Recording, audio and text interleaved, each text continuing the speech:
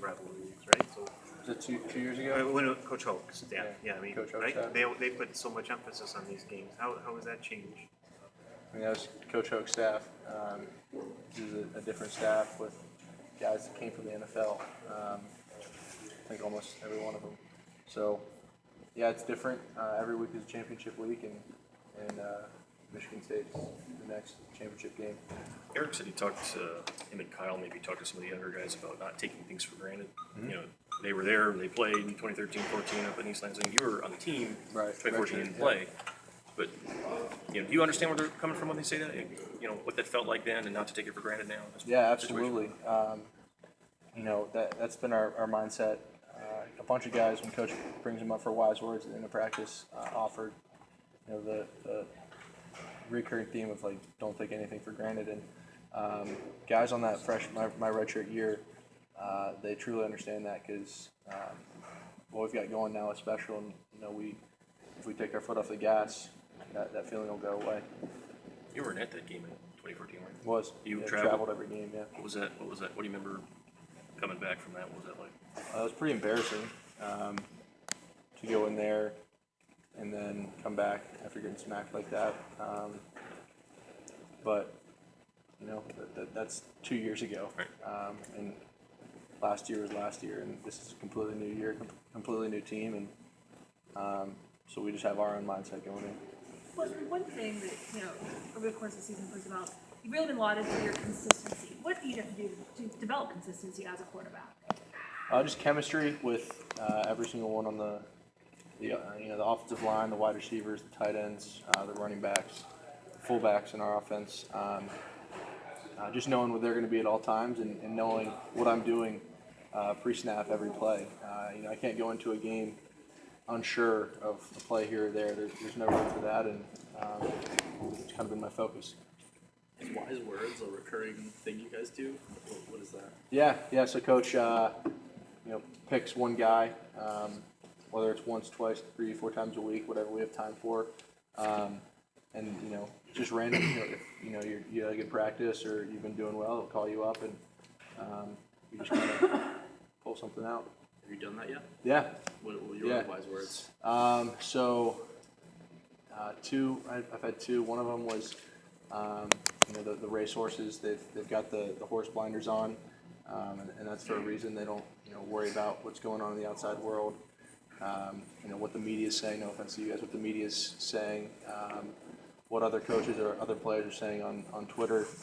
You know, they just worry about their own lane, and that was kind of my message to the team. I think it was during camp. Maybe it was early in the season. But yeah, that was one of mine.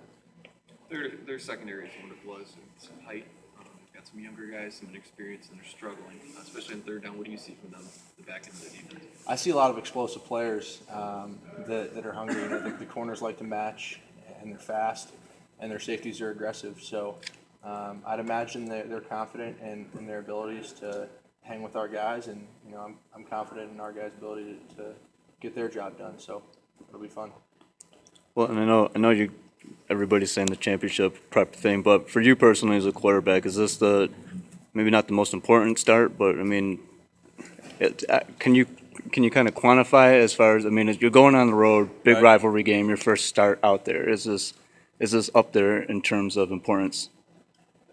Yeah, it's very important because it's the next game. I know that probably you guys get that answer every time, but that's the answer. You know, not that we're robots, but like if you guys were in this position, you'd probably think the same exact way. You know, yeah, Michigan State, we're in each other's backyards. Michigan State recruits guys that are on this roster, and Michigan recruits guys that are on Michigan State's roster. So we're familiar with each other, but you know, it's the biggest game and the biggest start of my life because it's the next one. Having not grown up in this area, do you feel like maybe you can kind of desensitize yourself a little bit to the emotion? Like maybe some of the in-state guys, you know, have emotional ties to it. You being from Virginia, can you just look at it as a game? Yeah, I mean, I try and do that with every game, but I can see how, you know, if we went back to Virginia and played, you know, University of Virginia, or we played at Virginia Tech, it might mean a little more something to me too. That's in my backyard, but I think the guys on the roster that are from around here do a good job of compartmentalizing it and just not letting it get too big. Jim said that the Illinois game was your best game of the season. Would you agree with that assessment? Yeah, probably would. I thought I was efficient. Went to all the right spots, with the exception of one or two or maybe three. But that 1, 2, or 3 could have been a lot of yards that I left out there. So and maybe a touchdown too. So a lot of room for improvement. But yeah, I felt probably best about that performance so far. I mean, how much did re-examining your first 6 games, how much do you think that really helped? Yeah, that bye week definitely helped. Excuse me. Be able to look at every pass that I did in the first half of the year, see what I needed to improve on, and then just keep that in the back of my mind, not only for Illinois but for Michigan State and the rest of the games moving forward. You mentioned those intermediate throws. I think you did too after the game. What needed to change, I suppose, or get better in those situations? Because it seemed like guys were open. Yeah. Just the ball didn't get, was it just you just didn't deliver it? Yeah, I mean, I thought there was a few times early in the year where I was aiming the ball, and that's quarterback's worst nightmare is when you're sitting back there with guys, collapsing around you, and you're worried about, aiming where the ball goes. Whether it's a 5-yard pass, 10-yard pass, or a deep ball, you just got to let it rip.